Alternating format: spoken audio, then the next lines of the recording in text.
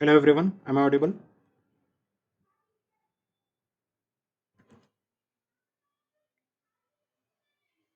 Hello everyone, kindly reply, am I audible to you?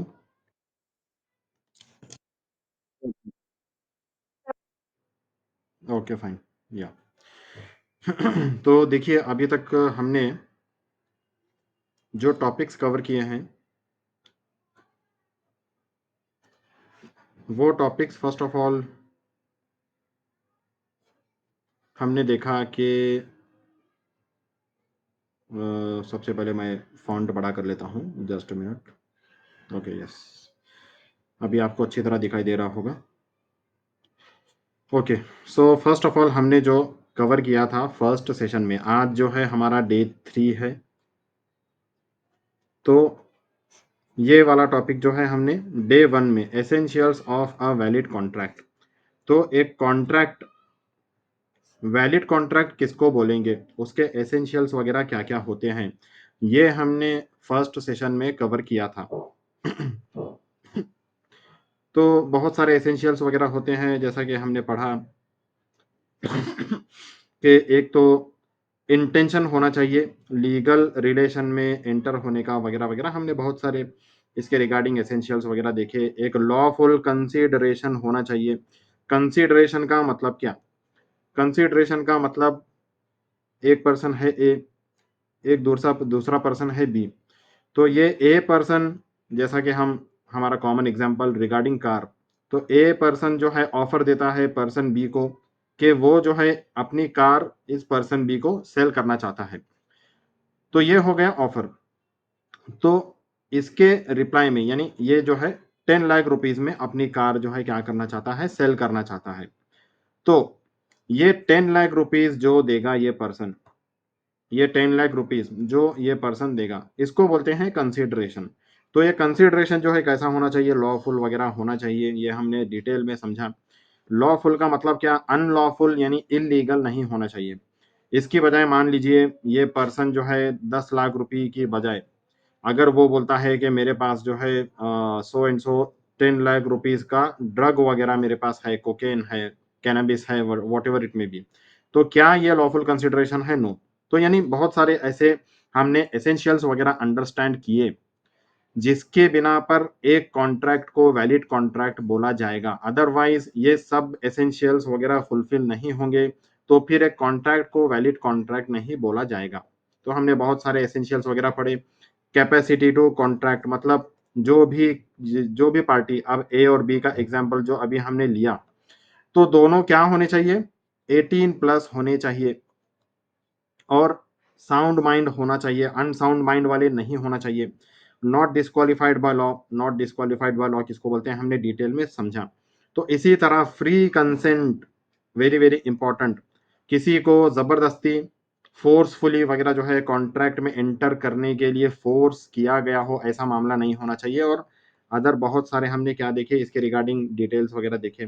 तो इस तरह हमने कॉन्ट्रैक्ट के रिगार्डिंग पहला टॉपिक कवर किया, essentials of a valid contract.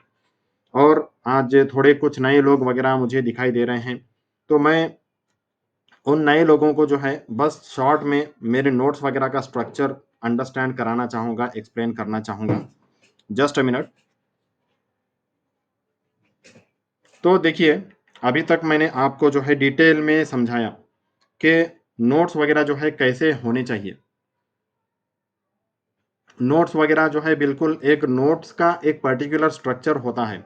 ऐसा नहीं है कि अभी तक आप जितने भी एग्ज़ाम्स वगैरह देते आए हैं, तो उसी के अकॉर्डिंग ये भी एग्ज़ाम ऐसे वैसे आप दे देंगे तो चलेगा, नो। तो एलएलबी में आंसर का एक पर्टिकुलर स्ट्रक्चर वगैरह होता है जो आप मेरे नोट्स में यहाँ पर देख सकते हैं। तो जिस तरह मैंने पूरा आंसर वगैरह आपको दिखाया, तो सबसे पहले आंसर में जो है क्या होना चाहिए, इंट्रोडक्शन वगैरह होना चाहिए उस पर्टिकुलर टॉपिक के बारे में। उसके बाद जो मेन पार्ट है आंसर का वो यहाँ से शुरू होता है, essentials of a valid contract. फिर उसके बाद उसके टॉपिक्स एंड सब टॉपिक्स वगैरह। फिर उसके बाद इस तरह ये आंसर हमारा कंटिन्यू होगा। और लास्ट में यानी एक चीज ये भी मैं आपको बताता चलूं कि हर एक जो भी टॉपिक एंड सब टॉपिक वगैरह आप मेंशन करेंगे, जहां भी एग्जाम्पल रिक्वायर्ड है वहाँ पर एग्ज़ाम्पल वगैरह जो है बराबर दिया जाना चाहिए। तो इस तरह देखिए एग्ज़ामिनर को एक अच्छा आंसर वगैरह जब देखने को मिलता है, तब एग्ज़ामिनर खुश होकर जो है आपको और अच्छे मार्क्स वगैरह देने के लिए रेडी हो जाता है। फिर very very important thing, case laws. अब देखिए ये एलएलबी के जो एग्ज़ामिनेशंस वगैरह होते हैं, तो यहाँ पर बस आप लॉज़ वगैरह से, सेक्शंस वगैरह आप कोट करेंगे तो काफ़ी नहीं है, बल्कि उस चीज़ के रिगार्डिंग जैसा कि पॉसिबिलिटी ऑफ परफॉर्मेंस, यानी ये भी क्या है, एक कॉन्ट्रैक्ट के एसेंशियल्स में से एक है। यानी जिस चीज़ के बारे में आप कॉन्ट्रैक्ट में एंटर कर रहे हैं, वो चीज़ पॉसिबल होना चाहिए।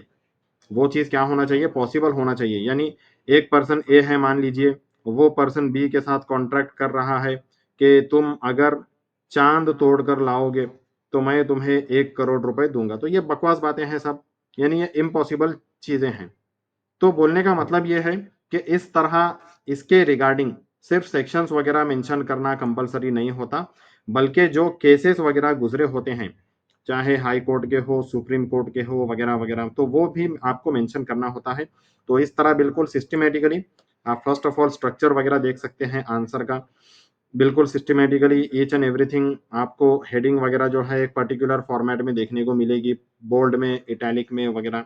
और जहाँ-जहाँ भी जो कंटेंट है, उसमें जो इम्पोर्टेंट वर्ड्स वगैरह होते हैं, वो भी आपको बोल्ड करके हाइलाइटेड वगैरह यहाँ पर दिखेंगे।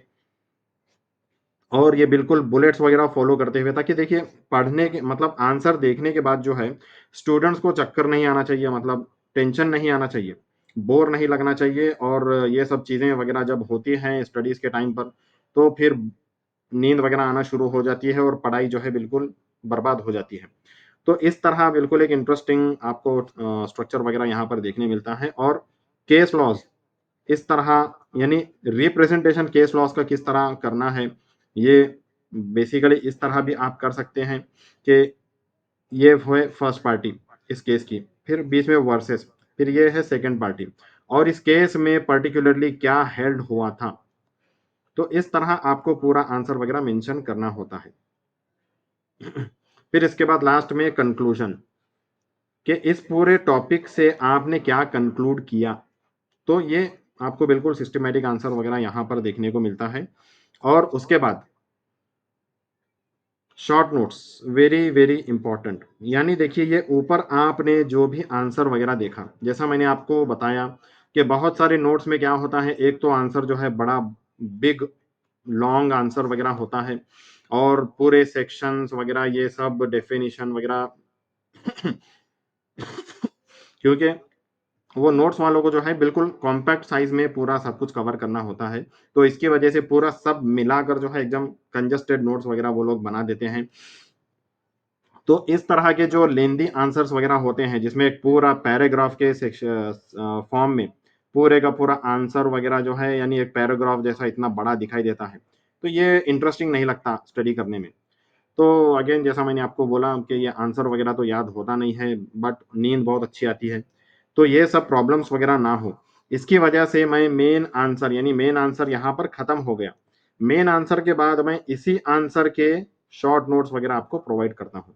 तो जैसा आप देख सकते हैं, इसकी हेडिंग हेडिंग क्या है इसकी, short notes for easy memorisation of the above answer. तो आपको आसानी से ये आंसर समझ में आ जाए, मेमोराइज हो जाए, उसकी वजह से मैं ये शॉर्ट नोट्स वगैरह प्रोवाइड करता हूँ। और जैसा मैंने इससे पहले भी आपको बताया कि इस तरह का पैटर्न आपको कहीं भी नोट्स में देखने को नहीं मिलेगा। मैंने तो अभी तक कहीं पर भी नहीं देखा, बहुत सारे नोट्स में ये पैटर्न वगैरह आपको यानी देखने को ही नहीं मिलेगा।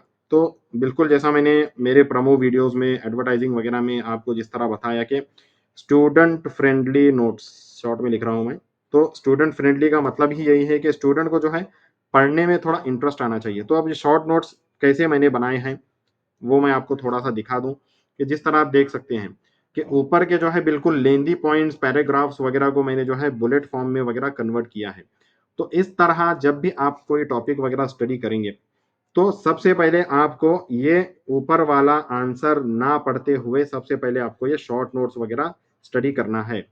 आपको स्टार्ट है ना यहाँ से करना है, मेन आंसर से स्टडी नहीं करना है। क्यों? क्योंकि शॉर्ट नोट्स वगैरह जब आप पढ़ेंगे, यहाँ पर हेडिंग वगैरह आपको दिखेगी। हेडिंग तो ऊपर भी है, बट शॉर्ट नोट्स वगैरह जब आपको दिखेंगे तो थोड़ा आपको अंडरस्टैंड होना शुरू हो जाएगा कि हाँ, ओके, इस टॉपिक में ये बताया गया है वगैरह, वगैरह। तो ये शॉर्ट नोट्स वगैरह जब आप पढ़ेंगे तो आपको अच्छी तरह समझ में आ जाएगा। एटलीस्ट 100% ना सही 70%, 80% वगैरह आपको ये आंसर जो है समझ में आ जाएगा। तो इसकी वजह से क्या होता है, एक बेस मिलता है कि हाँ, एक आइडिया आता है कि इस टॉपिक में है क्या। फिर उसके बाद आप अल्टीमेटली ये पूरे शॉर्ट नोट्स वगैरह कवर होने के बाद, ये शॉर्ट नोट्स पर एक ग्लांस डालने के बाद, फिर आप ये मेन टॉपिक वगैरह, ऊपर वाला मेन टॉपिक जब स्टडी करेंगे, मेमोराइज़ वगैरह करने की कोशिश करेंगे, तब आपको ईज़ी होगा। तो इस तरह ये मेरे नोट्स का ये पैटर्न होता है, जैसा कि आप देख सकते हैं। तो ये हो गया पहला टॉपिक जो हमने कवर किया। उसके बाद एक वैलिड ऑफ़र किसको बोलते हैं और एक वैलिड ऑफ़र के एसेंशियल्स वगैरह क्या-क्या होते हैं, ये भी हमने डिटेल में स्टडी किया। ये हमने डे 2 में स्टडी किया था। डे 2 का यानी कल का ये पहला टॉपिक था। और हमने देखा कि ऑफ़र जो है कैसा होना चाहिए, वैलिड ऑफ़र के क्या-क्या एसेंशियल्स वगैरह होते हैं। तो बहुत सारी चीज़ें वगैरह मैंने आपको बताई कि ऑफ़र जो भी है मस्ट बी कम्युनिकेटेड, यानी एक पर्सन है ए, इसने अपने एजेंट को बोला एक्स को कि ये ऑफ़र जो है बी तक जो है पहुँचा कर आओ, और ये वेट कर रहा है कि कब बी का रिप्लाई आएगा, और एक्स ने जो है पहुँचाया ही नहीं है ऑफ़र। तो ऐसी सिचुएशन में इट्स नॉट कम्युनिकेटेड, तो उसको एक वैलिड ऑफ़र नहीं बोलेंगे। तो इसके बहुत सारे एसेंशियल्स वगैरह हमने देखे। उसमें से एक ये कि जो टर्म्स वगैरह होते हैं ऑफ़र के, वो बिल्कुल क्लियर होने चाहिए, डेफ़िनेट होना चाहिए, सर्टेन होने चाहिए, यानी एम्बिगुअस नहीं होने चाहिए। जैसा कि यहाँ पर एक एग्ज़ाम्पल आप देख सकते हैं कि I will sell you some goods for a reasonable price. तो देखिए यहाँ पर कितना वेग यानी कन्फ्यूज़िंग और अनक्लियर स्टेटमेंट है। कुछ भी क्लियर नहीं है यहाँ पर। यहाँ पर ये बोला जा रहा है कि एक पर्सन, मान लीजिए ए, बी को बोल रहा है कि I will sell you some goods. अब सम गुड्स यहाँ पर बोल रहा है, क्वांटिटी कितनी होगी ये यहाँ पर बिल्कुल भी क्लियर नहीं है, और रीजनेबल प्राइस बोल रहा है वो, प्राइस भी कितना है वो भी यहाँ पर क्लियर नहीं है। तो इस तरह का ऑफर अगर होगा तो उसको एक वॉइड ऑफर बोला जाएगा। ये इसको एक मतलब उसकी कोई हैसियत नहीं होगी ऐसे ऑफर की। तो इस ऑफर को जो है करेक्ट करने की और ज़्यादा एक्यूरेट बनाने की यहाँ पर ज़रूरत है। तो इस तरह हमने डिटेल में देखा कि एक ऑफर के क्या क्या एसेंशियल्स वगैरह होते हैं। तो ये हो गया इसका पूरा मेन आंसर, और इसी तरह आपको, जैसा मैंने आपको बोला, हर नोट्स के बाद आपको शॉर्ट नोट्स वगैरह यहाँ पर देखने को मिलेंगे। फिर उसके बाद हमने कल डे 2 का जो सेकंड टॉपिक कवर किया वो था एसेंशियल्स ऑफ वैलिड एक्सेप्टेंस, यानी अब एक पर्सन ए ने क्या किया था, एक लीगल ऑफर, यानी ऑफर वगैरह सब बराबर था। फिर उसके बाद एक लीगल एक्सेप्टेंस वगैरह किसको बोला जाएगा, एक वैलिड एक्सेप्टेंस वगैरह वगैरह किसको बोला जाएगा, और उसके एसेंशियल्स वगैरह क्या-क्या हैं। तो ये सब हमने कल डिटेल में समझा। अब उसके बाद यानी यहाँ तक, सॉरी, हाँ, हाँ, ओके। तो यहाँ तक जो है कल हमने कवर किया था। अब उसके बाद आज हम जो स्टार्ट करने वाले हैं टॉपिक,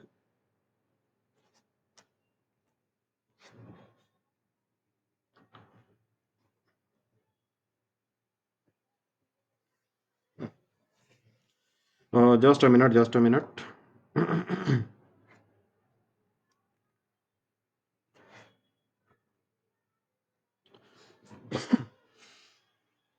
ओके, कल हमने जो है वैलिड एक्सेप्टेंस वगैरह तक कर लिया था। तो आज हम जो है एक वैलिड कंसीडरेशन किसको बोलते हैं, ये टॉपिक हम आज स्टार्ट करने वाले थे। तो जस्ट अ मिनट, मैं बस वो जो एग्जैक्ट फाइल है वो ओपन करता हूँ। आई थिंक मैंने पुरानी वाली ही फाइल यहाँ पर ओपन कर दी है। हाँ, ओके, गॉट इट।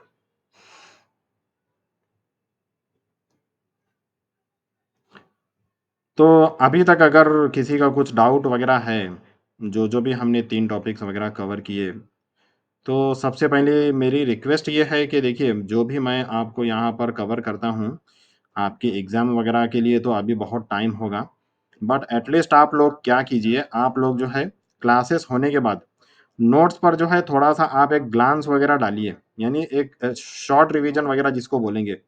रिवीजन भी नहीं बोल रहा हूँ मैं, शॉर्ट रिवीजन बस एक आंसर के लिए आपको 5 से 10 मिनट, 5 टू 10 मिनट्स वगैरह ही आपको देना है। ताकि देखिए बाद में फिर आप जब स्टडी करने के लिए, एग्ज़ाम की प्रिपरेशन करने के लिए वो नोट्स वगैरह जब ओपन करेंगे, तो आपको टेंशन नहीं आएगा, आपको कन्फ्यूज़न वगैरह नहीं होगा कि यार ये नया चैप्टर है, मतलब ऐसा चैप्टर हमें क्यों दिखाई दे रहा है, जो हमने स्टडी नहीं किया है। तो आपको जो है बिल्कुल ऐसा कन्फ्यूज़न वाला मामला या फिर कुछ डाउट वगैरह आपको महसूस ना हो, इसलिए मैं जो-जो भी आपको रोज़ कवर करते रहता हूँ, आप बस 5-10 मिनट निकाल कर रोज़ आप उसको कवर करते रहिए, मतलब अगर सबसे बेहतरीन बात तो ये है, स्पेशली जो बीए एलएलबी के स्टूडेंट्स यहाँ पर हैं, बीए एलएलबी के स्टूडेंट्स के पास तो बिल्कुल कम टाइम है, क्योंकि बिल्कुल नेक्स्ट वीक ही उनकी एग्ज़ाम वगैरह है, sorry not next week, next month. तो नेक्स्ट मंथ आप लोगों के एग्ज़ाम है, तो आपको प्रिपरेशन आपके एग्ज़ाम की अभी से स्टार्ट करना है।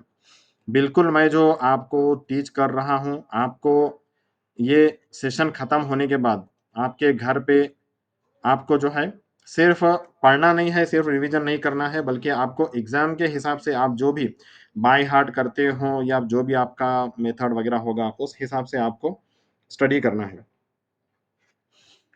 बाकी एलएलबी के स्टूडेंट्स वग़ैरह की कॉलेज वग़ैरह तो अभी 1 महीना पहले ही स्टार्ट हुई है अप्रॉक्सिमेटली, तो उनके लिए अभी ज़्यादा, यानी उनकी एग्ज़ाम नवंबर एंड या दिसंबर के फर्स्ट वीक में वग़ैरह यूजुअली होती है। Okay, fine. तो अगर किसी का कुछ डाउट वग़ैरह है तो आप अभी बोल सकते हैं, जो-जो भी हमने अभी तक कवर किया है, या फिर आपका कोई डाउट नहीं है तो मैं ये टॉपिक इमीडिएटली स्टार्ट करता हूँ।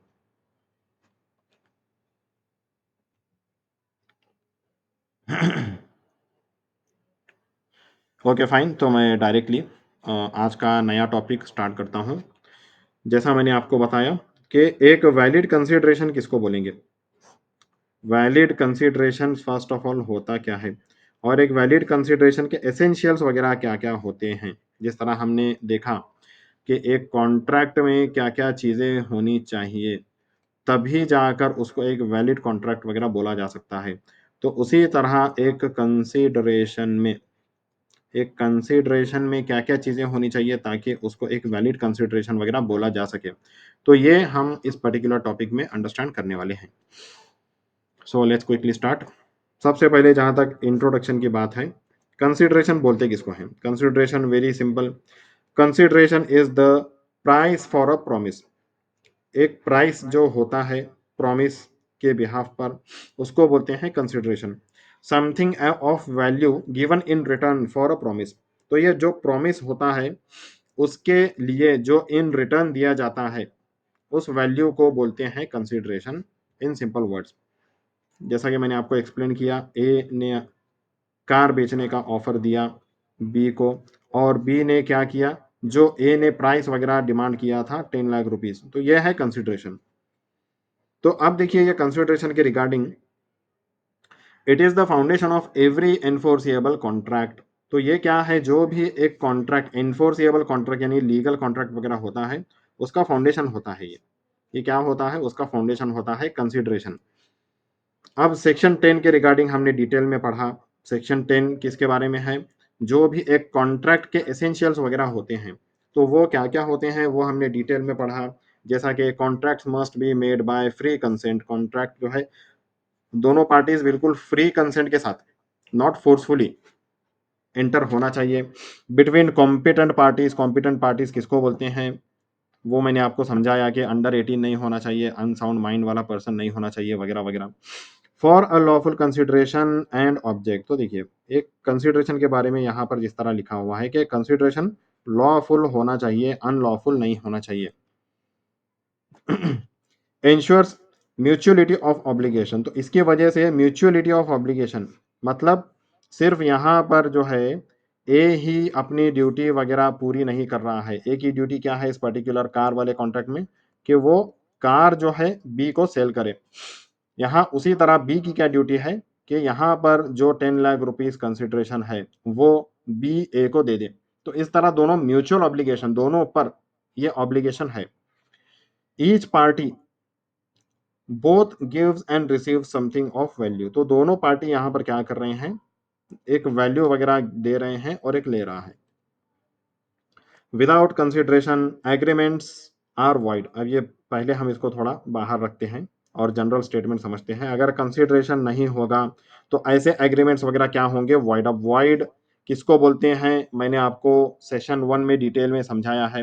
वाइड मतलब ऐसी कोई चीज, ऐसा कोई रिलेशनशिप, और कॉन्ट्रैक्ट के सेंस में ऐसा कोई कॉन्ट्रैक्ट जिसकी कोई भी लीगल वैल्यू नहीं है, उसको बोलते हैं वाइड। तो ऐसे जो भी एग्रीमेंट्स वगैरह होते हैं जहाँ जिसमें कंसिडरेशन नहीं है, तो वो क्या है, बिल्कुल वाइड है।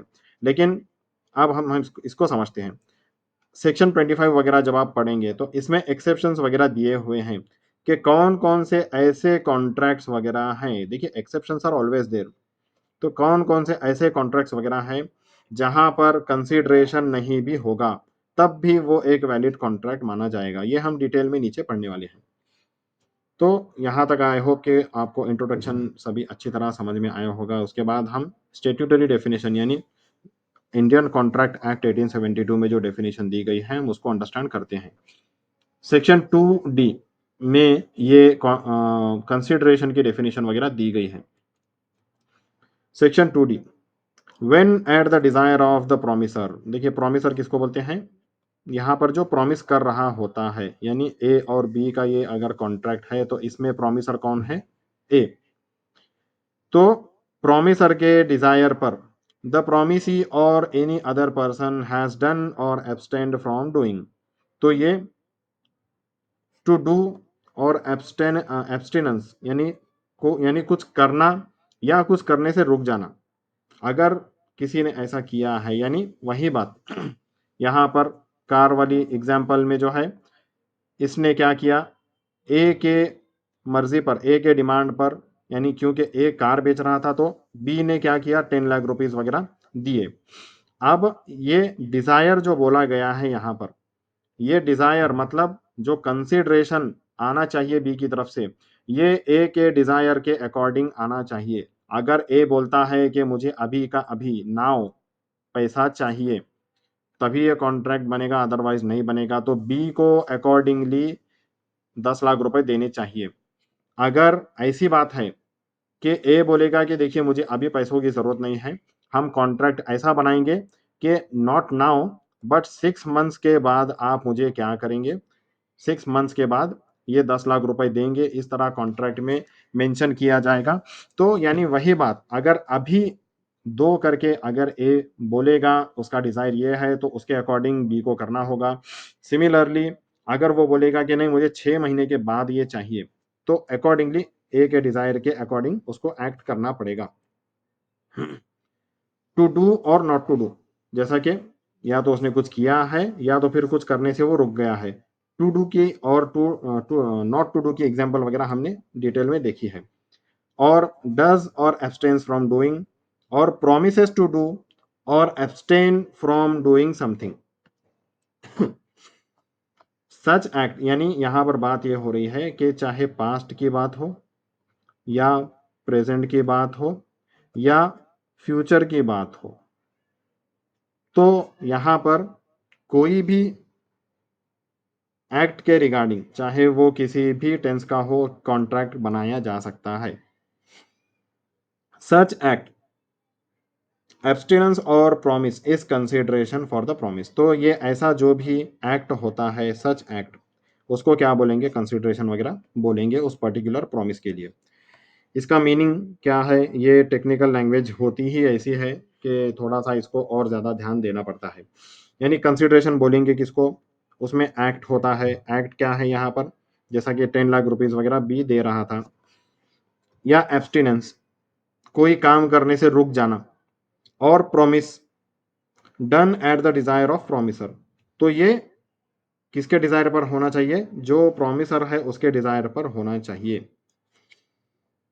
अब ये इंपॉर्टेंट स्टेटमेंट, मे मूव। अब ये जो कंसीडरेशन होगा, ये जो कंसीडरेशन होगा, मे move from promisee or any other person. यानी इसका मतलब ये है, या तो जो प्रोमिसी है, जिसको प्रॉमिस किया गया है वो, या एनी अदर पर्सन, इसके बिहाफ पे कोई भी अदर पर्सन क्या कर सकता है, कंसिडरेशन दे सकता है, इसका ये मतलब है। जैसा कि फॉर एग्जांपल ए और बी, ए ने अगेन कार ऑफर की है, तो यहाँ पर देखिए मान लीजिए ज़रूरी नहीं है कि बी ही क्या करे, ये 10 लाख रुपीज़ वगैरह ए को पे करे, ऐसा ज़रूरी नहीं है। बी तो ये बोलेगा कि भाई आपको तो 10 लाख रुपए से मतलब है ना, चाहे मैं दे दूँ या कोई और दे दे। तो या तो बी खुद दे सकता है या फिर बी क्या कर सकता है, बी बोलेगा सी को कि यानी ए को बोलेगा कि देखिए सर, ऑलरेडी मेरे 10 लाख रुपीज़ मेरे फ्रेंड सी के पास हैं। तो मैं देने की बजाय मेरा फ्रेंड क्या करेगा, आपको ये 10 लाख रुपए दे देगा। तो बी क्या करेगा, सी को बोलेगा और सी क्या करेगा, ए को देगा। तो इस तरह यहाँ पर एनी अदर पर्सन क्या कर सकता है, कंसिडरेशन पे कर सकता है। आई होप कि ये तो बिल्कुल बच्चों वाली बातें हैं, कॉमन सेंस की बातें हैं, इसमें तो आपको कंफ्यूजन होना नहीं चाहिए। अब इसका एग्जाम्पल वही कार वाला एग्जाम्पल, लेकिन यहाँ पर कार देखिए बस 1 लाख रुपए की है, पता नहीं कैसी कार है, whatever it may be. A sells car to B for 1 lakh rupees.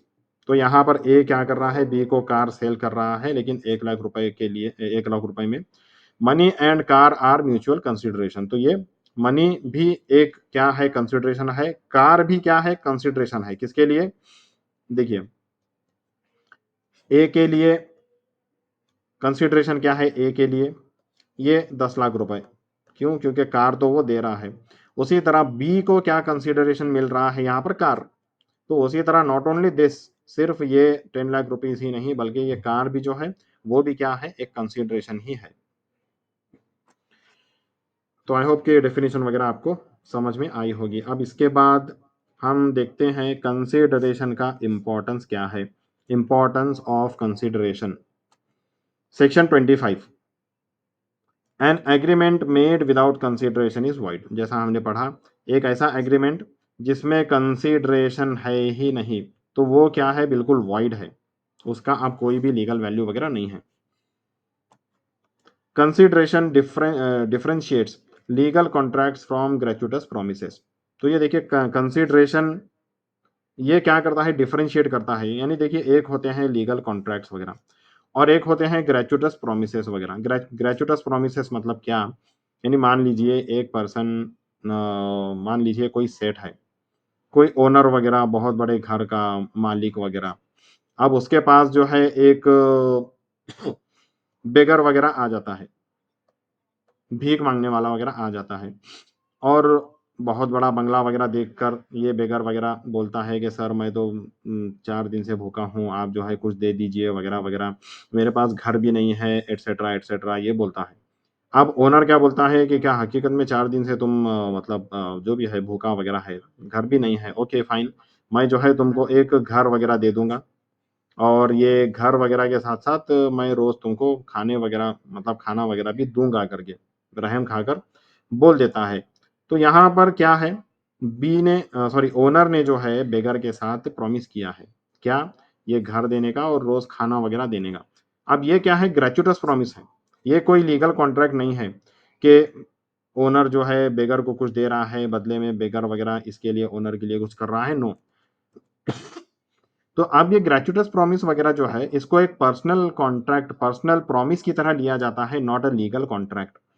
तो कल को अगर मान लीजिए ड्यू टू सम कंडीशंस वगैरह ओनर जो है ये घर भी नहीं देता है और खाना भी नहीं देता है, तो ऐसी सिचुएशन में क्या बेगर लीगल एक्शन वगैरह ले सकता है ओनर पे, बिल्कुल नो। क्यों, क्योंकि दिस इज अ ग्रेचुटस प्रॉमिस। तो आई होप कि आपको समझ में आ गया होगा कि जो लीगल कॉन्ट्रैक्ट्स वगैरह होते हैं उन्हीं को क्या किया जा सकता है, कोर्ट में चैलेंज किया जा सकता है। इस तरह एक लीगल कॉन्ट्रैक्ट में और ग्रेचुटस प्रोमिसेस वगैरह में क्या डिफरेंस होता है, कंसिडरेशन का डिफरेंस होता है। इसमें कंसिडरेशन होता है, ग्रेचुटस प्रोमिसेस में नहीं होता है। Next, ensures that each party has reciprocal obligation making promises legally enforceable. जैसा रेसिप्रोकल ऑब्लिगेशन का मतलब, जैसा हमने म्यूचुअलिटी ऑफ ऑब्लिगेशन जिस तरह पढ़ा है, तो दोनों पर ऑब्लिगेशन है, तो इसी तरह रेसिप्रोकल ऑब्लिगेशन वही उसी को बोलते हैं। Only under specific exceptions. तो देखिए कुछ स्पेसिफिक एक्सेप्शंस वगैरह, जैसा मैंने आपको बताया कि सेक्शन 25 के अंडर हमें कुछ एक्सेप्शंस वगैरह देखने को मिलते हैं जो हम नीचे पढ़ेंगे। Can contract be valid without consideration. तो ये एक्सेप्शंस वगैरह के अकॉर्डिंग ही एक कंसिडरेशन वगैरह जहाँ पर नहीं है, विदाउट कंसिडरेशन भी कुछ कॉन्ट्रैक्ट क्या हो सकते हैं, वैलिड हो सकते हैं। अब उसके बाद यहाँ से मेन आंसर वगैरह आपको देखने को मिलता है। यहाँ तक अभी जो भी चीज़ें थी, यानी ऐसी नहीं है कि अननेसेसरी थी, ये भी नेसेसरी थी। Directly essentials of a valid contract आपको अगर पूछा गया, आपने आंसर यहीं से लिखना स्टार्ट कर दिया, नो, इट्स नॉट अलाउड। तो क्या क्या की एसेंशियल्स वगैरह हैं, ये हम वन बाय वन बस यहाँ पर देखेंगे शॉर्ट में, क्योंकि ईच एंड एवरीथिंग हम डिटेल में नीचे देखने वाले हैं। तो ये जस्ट क्या है, एक ओवरव्यू है की essentials under Indian contract act and case law interpretation.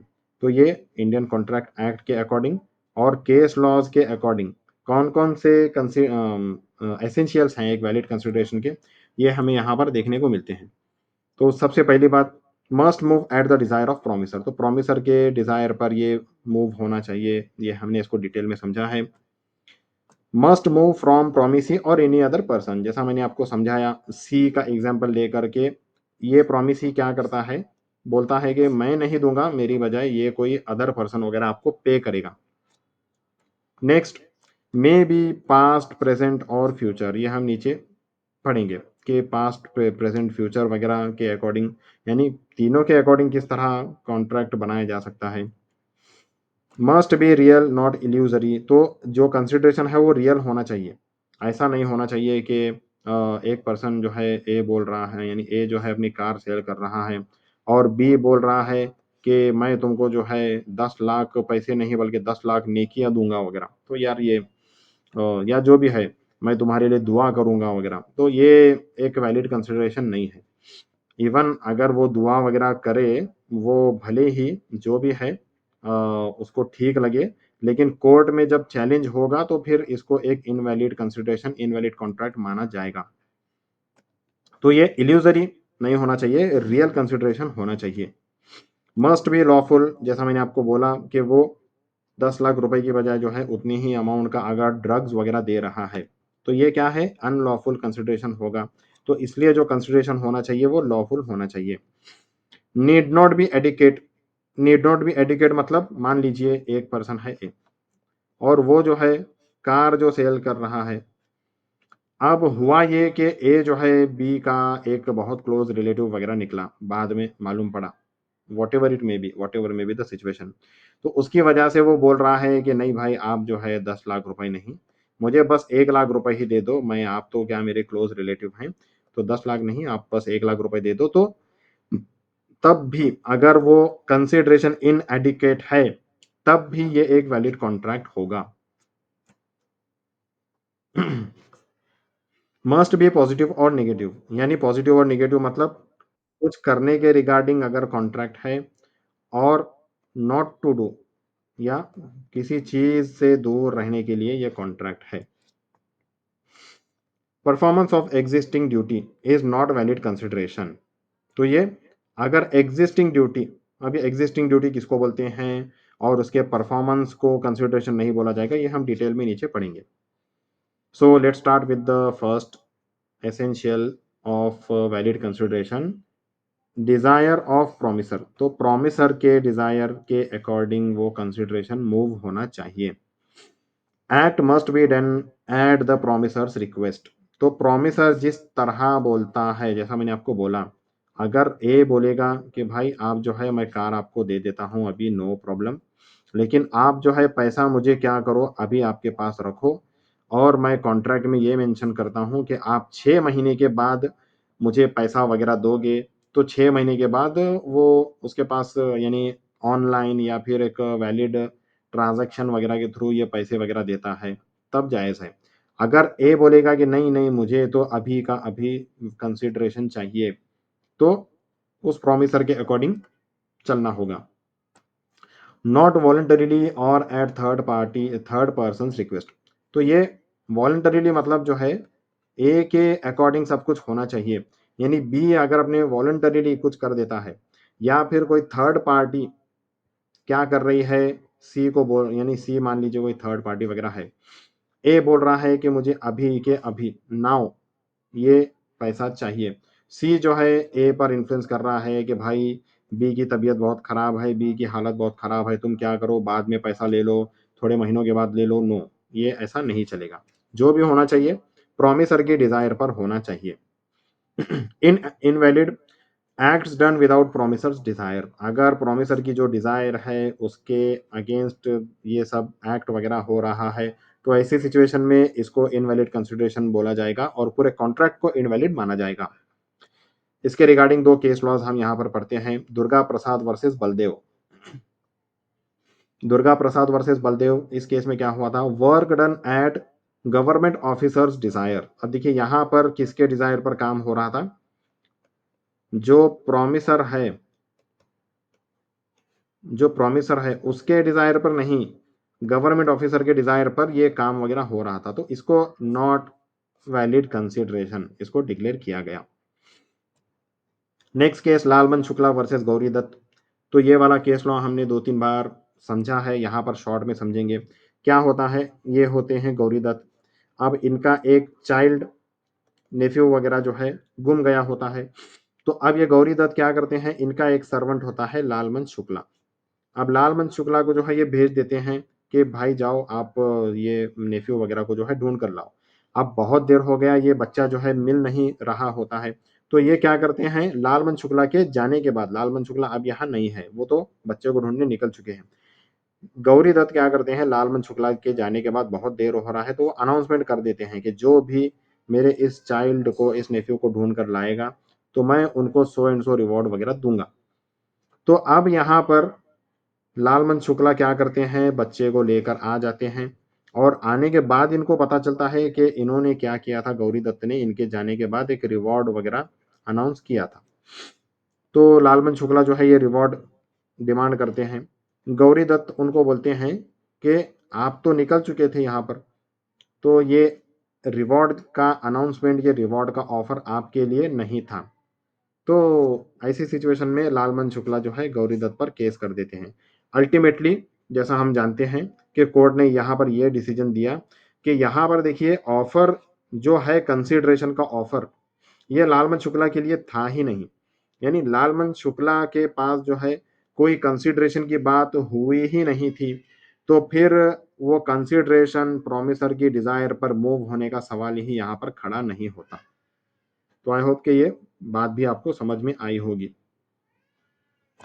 तो इस तरह reward not claimed without knowledge of offer, तो ऑफर का आपको नॉलेज ही नहीं है, कंसिडरेशन के ऑफर का आपके पास नॉलेज ही नहीं है, तो फिर आप किस बेसिस पर मतलब डिमांड कर सकते हैं।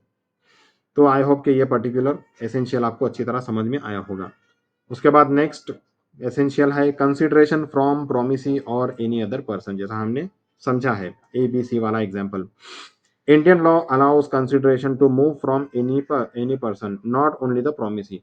तो यहाँ जैसे मैंने आपको बताया, ए और बी के अलावा जो है कंसिडरेशन कोई अगर दूसरा पर्सन दे दे, जैसा मैंने आपको बोला, बी तो बस ये बोलेगा कि भाई आपको आपके पैसे मिलने से मतलब है ना, चाहे मैं दूं या कोई और पर्सन दे दे। Valid if done at the promisor's desire, तो जो भी होना चाहिए प्रोमिसर के डिजायर के अकॉर्डिंग पैसा मिलना चाहिए, चाहे प्रोमिस ही पैसा दे या फिर कोई थर्ड पर्सन पैसा दे दे। यानी rejects privity of consideration.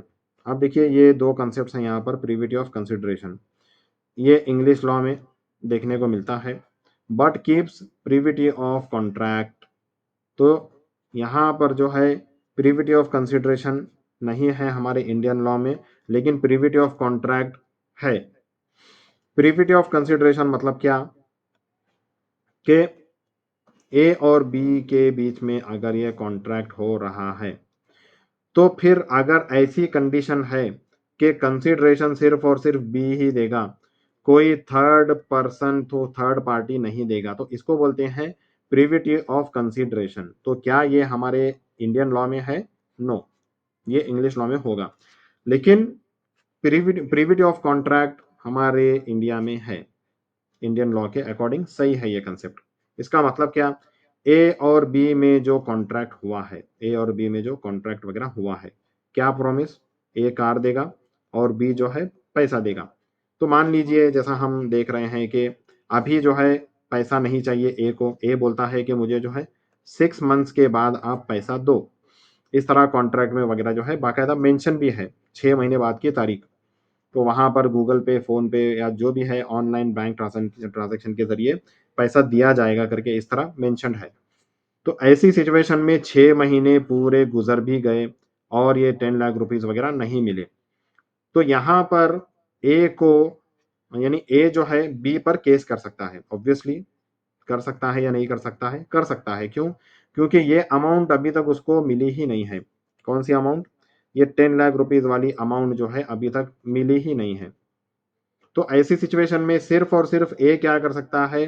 B पर केस कर सकता है। यहाँ पर मान लीजिए ए का कोई फ्रेंड है सी, तो ये सी जो है बी पर केस नहीं कर सकता। क्यों? क्योंकि कॉन्ट्रैक्ट जो है ए और बी के बीच में हुआ है। किसके बीच में? ए और बी के बीच में कॉन्ट्रैक्ट हुआ है। सी यहाँ पर पिक्चर में नहीं आता। इसको बोलते हैं प्रिविटी ऑफ कॉन्ट्रैक्ट। मतलब प्रिविटी ये प्राइवेसी वगैरह इस वर्ड से रिलेटेड है। तो प्रिविटी मतलब जो जिनके बीच में कॉन्ट्रैक्ट वगैरह हुआ है, वही एक दूसरे को सू कर सकते हैं अगर टर्म्स वगैरह फुलफिल नहीं होते हैं, कंडीशंस वगैरह फुलफिल नहीं होते, कोई थर्ड पार्टी वगैरह यहाँ पर पिक्चर में नहीं आ सकता है। लेकिन कंसिडरेशन के रिगार्डिंग जैसा हमने पढ़ा कि कंसिडरेशन के रिगार्डिंग जो है कोई भी थर्ड पार्टी आकर जो है यानी पिक्चर में आ सकता है और कंसिडरेशन पे कर सकता है। आई होप कि ये आपको अच्छी तरह समझ में आया होगा। इसी तरह एक केस लॉ है चिन्नैया वर्सेस रामैया। अब अजीबोगरीब नाम है ये, खैर व्हाटएवर इट मे बी, हम पढ़ना है तो हमें पढ़ना है। अभी चिन्नैया वर्सेस रामैया में क्या होता है? डॉटर्स प्रॉमिस टू पे एन्युटी टू अंकल एनफोर्सिएबल, दो अंकल गेव नो कंसिडरेशन। अब देखिए यहाँ पर क्या होता है, एक मदर होती है और ये मदर की जो है डॉटर होती है। अब ये मदर क्या करती है, इस डॉटर के साथ कॉन्ट्रैक्ट करती है। अच्छी तरह लिखते हैं हम डिटेल में इसको। एक मदर ये अपनी डॉटर के साथ जो है क्या करती है, कॉन्ट्रैक्ट बना लेती है कि मैं सो एंड सो प्रॉपर्टी वगैरह जो है तुम्हारे नाम पर करूंगी। किसके नाम पर? इस डॉटर के नाम पर करूंगी। बस आपको ये करना है कि कंसिडरेशन आपको मुझे नहीं देना है, बल्कि कंसिडरेशन इन द सेंस वो ये बोलती है कि इसका एक भाई है, इस मदर का एक भाई, अंकल। तो ये कंसिडरेशन आपको जो है सो एंड सो अमाउंट अमाउंट वगैरह मेंशन होती है कि इतनी अमाउंट आपको हर महीना देना है इस अंकल को। इस तरह का बिल्कुल पूरा बॉन्ड वगैरह कॉन्ट्रैक्ट वगैरह बन जाता है। दोनों सब एग्जीक्यूट करते हैं एटसेट्रा एटसेट्रा। तो थोड़े दिन जो है, कुछ दिन या कुछ टाइम तक ये अमाउंट देने के बाद ये डॉटर ये बोलती है कि मैं आपको पैसा नहीं दूंगी। क्यों? क्योंकि आपसे तो मेरा कोई कॉन्ट्रैक्ट है ही नहीं, आपने तो मुझे कुछ कंसिडरेशन दिया ही नहीं है, तो फिर मैं ये अमाउंट आपको नहीं दूंगी। इस तरह की बात वगैरह होती है, फिर कोर्ट में ये मामला चला जाता है। तो ऐसी सिचुएशन में कोर्ट ऑर्डर ये देता है कि डॉटर्स प्रॉमिस टू पे एन्युटी टू अंकल एनफोर्सेबल है ये। तो ये जो अमाउंट है वो डॉटर को देना ही पड़ेगा। क्यों? क्योंकि इसका कंसिडरेशन ऑलरेडी मदर ने जो है दे दिया है। इसका कंसिडरेशन ऑलरेडी मदर ने दे दिया। तो so this is one consideration and this is second consideration. मतलब जो एक कॉन्ट्रैक्ट में दो कंसिडरेशंस वगैरह होते हैं, तो पहली पार्टी की तरफ से ये कंसिडरेशन है, दूसरी पार्टी की तरफ से ये कंसिडरेशन है। इस तरह ये कॉन्ट्रैक्ट बनता है करके ये डिसीजन इस पर्टिकुलर केस में हुआ था। नेक्स्ट वेरी इंपॉर्टेंट पॉइंट जो बहुत सारे स्टूडेंट्स को ट्रिकी लगता है लेकिन बहुत आसान पॉइंट है कि कंसिडरेशन जो है पास्ट के लिए भी दिया जा सकता है, प्रेजेंट के लिए भी या फ्यूचर के लिए भी दिया जा सकता है। अब इसका मतलब क्या? पास्ट मतलब act done previously at promisor's request, promisor की रिक्वेस्ट पर पास्ट में, यानी act done previously at promisor's request. यानी मान लीजिए ए ने बी के साथ 1 साल पहले ही बात की थी कि मैं जो है ये कार आपको बेचना चाहता हूँ, और कार ये जो है दे भी दी थी, और 1 साल से बी क्या कर रहा है, 1 ईयर से ये कार चला भी रहा है। फिर 1 ईयर के बाद ए बोलता है कि भाई आप 1 साल से मेरी कार तो चला रहे हैं, अब उसका पैसा दे दो। तो अब यहाँ पर 1 साल पहले कार दे दी गई एंड नाउ ये कंसिडरेशन ऑफ 10 लाख रुपीज वगैरह दी जा रही है। तो ये क्या है? Past act, act done previously. तो पास्ट एक्ट पर क्या हो रहा है? कंसिडरेशन वगैरह दी जा रही है, तो ये क्या है? एक वैलिड कंसिडरेशन है। तो ये पास्ट का एग्जाम्पल हो गया। ए सेव्स बीज गुड्स, तो ए क्या करता है? बी के गुड्स वगैरह सेव करता है। लेटर बी प्रोमिसेस 10,000 रुपीज, तो यहाँ पर बी क्या करता है कि भाई आपने गुड्स वगैरह मेरे सेव कर दिए तो मैं आपको 10,000 रुपीज वगैरह दूंगा। तो यहाँ पर ये भी क्या है? एक्ट पास्ट में हुआ है। फिर उसके बाद प्रेजेंट में ये 10,000 रुपीज वगैरह दे रहा है। इस तरह के पास्ट एक्शंस वगैरह पर भी क्या किया जा सकता है? कंसिडरेशन दिया जा सकता है। प्रेजेंट का एग्जाम्पल तो बहुत सिंपल है, बहुत सारे यानी मैक्सिमम कॉन्ट्रैक्ट्स यानी सभी कॉन्ट्रैक्ट्स प्रेजेंट के रिगार्डिंग ही होते हैं। जैसा कि मान लीजिए दो पार्टीज हैं, ए और बी, और एक लैंड है ए का, और कार वाली एग्जांपल या लैंड वाली एग्जांपल ले लेंगे। कार वाली एग्जांपल से आप बोर हो जाएंगे या फिर कहीं वो एग्जांपल बार बार बोलने के बाद आपके ख्वाब में ना आ जाए, तो खैर। तो ए जो है ये लैंड बेचना चाहता है 1 CR में। तो ऐसी सिचुएशन में यूजुअली क्या होता है? लैंड के केसेस में ए जो है लैंड बी को सेल करता है, और बी जो है उसी समय उसी टाइम 1 करोड़ रुपए उसका जो कंसिडरेशन है वो दे देता है। तो ये दोनों लेना और देना प्रेजेंट में हो रहा है। तो ये तो बिल्कुल एक सिंपल सी बात है, इसमें कुछ भी ट्रिकी नहीं है। Act and promise occur simultaneously, एक साथ, कैश सेल। तो ये क्या है? प्रेजेंट की एग्जांपल है। फ्यूचर की एग्जांपल अगेन वेरी सिंपल, जो हम शॉर्ट में देख भी चुके हैं। Promise to do something later, mutual future performance. तो यहाँ पर वही बात के मान लीजिए ए बी को कार सेल कर रहा है, और ये बी को बोलता है कि मुझे अभी पैसे नहीं चाहिए, मुझे जो है पैसे आप कब दो? 6 मंथ्स के बाद पैसा दो। तो इस तरह ये जो प्रॉमिस है, किसका प्रॉमिस? 10 लाख रुपीज 6 महीने के बाद देने का ये जो प्रॉमिस है, तो ये फ्यूचर का एग्जाम्पल है, यानी फ्यूचर में वो पैसे देगा 6 महीने के बाद। इसके regarding case law Kedarnath versus Gauri Mohammad, past act at promisor's request valid consideration. तो पास्ट एक्ट जो प्रोमिसर्स रिक्वेस्ट, प्रोमिसर की रिक्वेस्ट पर हुआ था, तो वो क्या है? एक वैलिड कंसिडरेशन है, चाहे वो अभी का नहीं बल्कि पास्ट वाला एक्ट ही हो।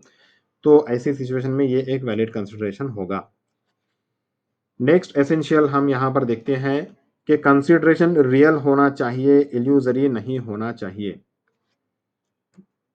Consideration must have real value recognised by law, according to law उसकी कुछ रियल वैल्यू होना चाहिए। इनवैलिड इफ, कंसिडरेशन क्या होगा? इनवैलिड होगा इफ फिजिकली और लीगली इम्पॉसिबल। जैसा कि यहाँ पर एग्जांपल है, प्रॉमिस टू ब्रिंग मून, मैं चांद तोड़ कर लाऊंगा वगैरह, इस तरह का अगर कॉन्ट्रैक्ट वगैरह बनाया गया है, तो ये क्या है? लीगली इम्पॉसिबल है। फिजिकली और लीगली, मतलब not legally impossible but it's physically impossible, practically impossible. Uncertain और इल्यूजरी, यानी जैसा मैंने आपको बोला, ए जो है बी को बोल रहा है कि मैं अपनी कार सेल करना चाहता हूँ और इसकी प्राइस जो है 10 लाख रुपीज़ वगैरह है। तो बी बोल रहा है कि नहीं, मेरे पास 10 लाख रुपए तो नहीं है, लेकिन मैं तुम्हारे लिए प्रार्थना करूंगा, मैं तुम्हारे लिए दुआ करूंगा वगैरह। तो देखिए ये दुआ वगैरह जो है ये भले ही बहुत अच्छी चीज़ है, लेकिन it's not a valid consideration. ये बिल्कुल अनसर्टेन या इल्यूजरी, अनसर्टेन का एग्जाम्पल अलग हो गया, यानी अगर कॉन्ट्रैक्ट में ऐसा मेंशन है, ये दुआ वगैरह तो इल्यूजरी का एग्जाम्पल हो गया। कॉन्ट्रैक्ट में अगर ऐसा मेंशन है दुआ ना होकर कि मैं आपको बस एक अमाउंट दूंगा करके, इस तरह बस अमाउंट लिखा हुआ है, कितनी अमाउंट वगैरह नहीं लिखा हुआ है, then that's an example of uncertain. Next, pre existing public duty performed, यानी प्री एग्जिस्टिंग ऑलरेडी इसकी क्या है? ड्यूटी है, और ये ड्यूटी निभाने का क्या ले रहा है? कंसिडरेशन, यानी पैसा ले रहा है। मान लीजिए एक पुलिस इंस्पेक्टर के साथ जो है एक पर्सन ए क्या करता है? कॉन्ट्रैक्ट बना लेता है, क्या कि इसके घर में चोरी हुई है, थेफ्ट, और ये पूरा जो है एविडेंसेस वगैरह, सीसीटीवी कैमरा वगैरह सब लाकर देता है कि देखिए सर, चोर जो है यहाँ पर दिख रहा है, आप देखिए चोर को अरेस्ट कीजिए। तो पुलिस इंस्पेक्टर क्या बोलता है कि सर आप मुझे जो है 2 लाख रुपए दो, या फिर जो भी है, अगर 20,000 रुपए वगैरह भी अगर मांगेगा, 20 लाख हो गया ये तो, 20K, तो आप मुझे 20,000 रुपए दो, मैं ये चोर को जो है पकड़ लेता हूँ। तो यहाँ पर देखिए ये क्या है, पुलिस की ड्यूटी है, प्री एग्जिस्टिंग ड्यूटी। तो इस तरह मान लीजिए अगर कोई कॉन्ट्रैक्ट वगैरह भी एग्जीक्यूट कर लेता है, then this contract is invalid. क्यों? क्योंकि ये पुलिस की ड्यूटी है, ये पुलिस का काम है। तो इस तरह जो प्री एग्जिस्टिंग ड्यूटी वगैरह होती है, वो भी it's not a valid consideration, hence such a contract is also void. इसके रिगार्डिंग एक केस लॉ एग्जाम्पल तो मैंने आपको समझा दिया, मून वाला example. White versus Bluett, promise not to complain had no real value not consideration. यानी मान लीजिए एक असॉल्ट हो गया, यानी मारपीट वगैरह हो गई, मान लीजिए फिजिकल असॉल्ट वगैरह अगर हो गया, यहाँ पर ए ने जो है बी को थप्पड़ मारा या जो भी है मारपीट वगैरह हो गई।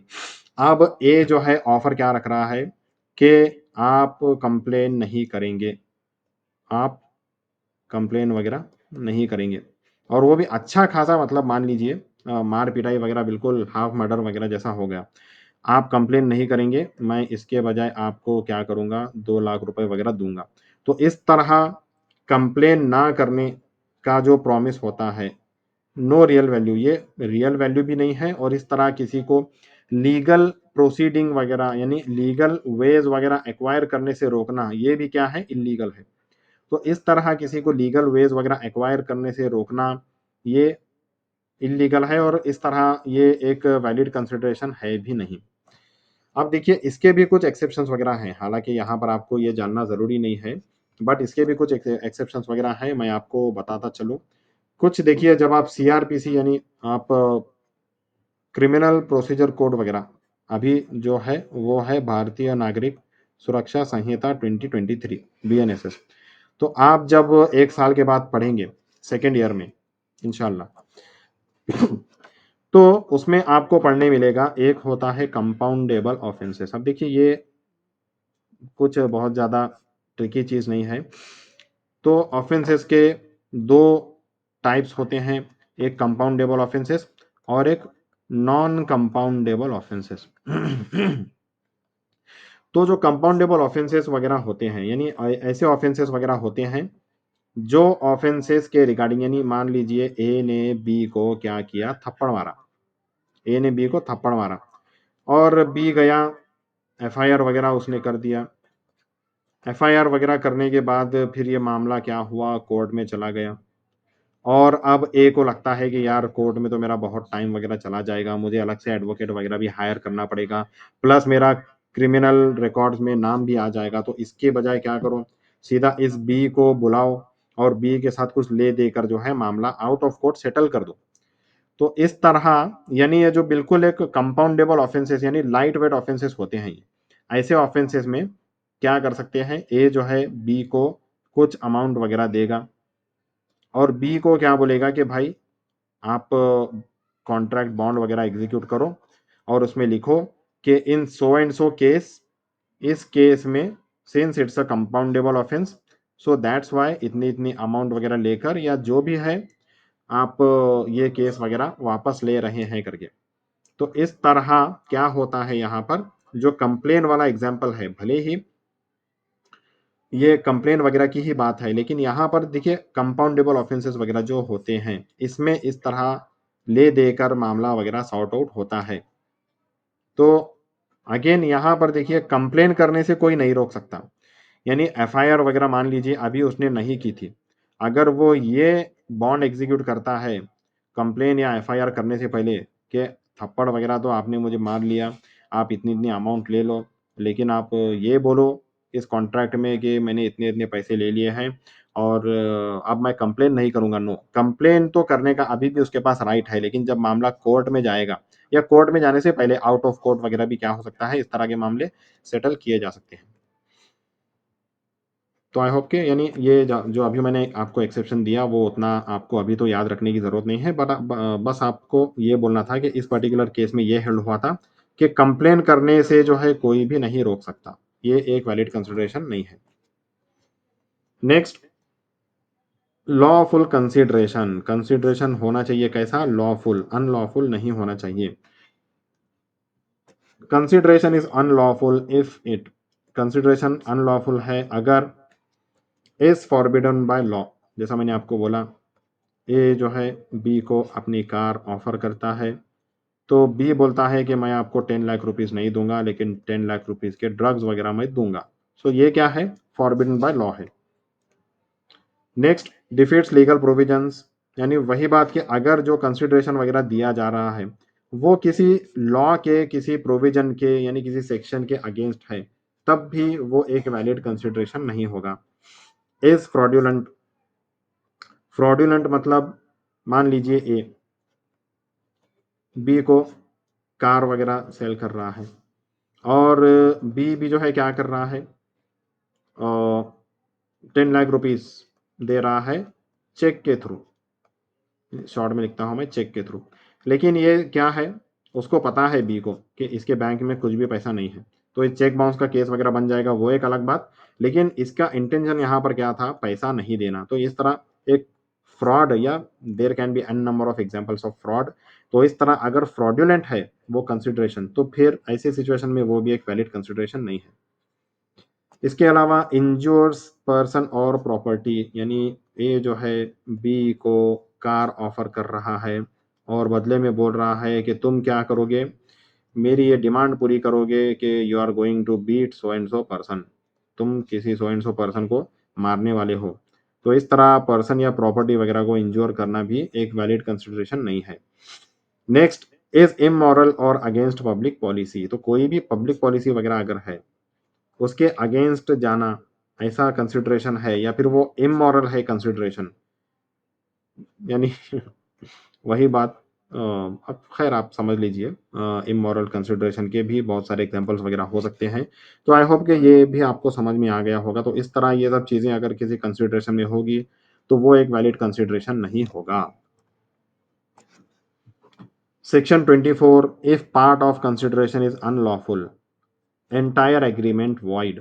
यानी देखिए, कंसिडरेशन का कुछ पार्ट क्या है वैलिड है और कुछ पार्ट क्या है अनलॉफुल है।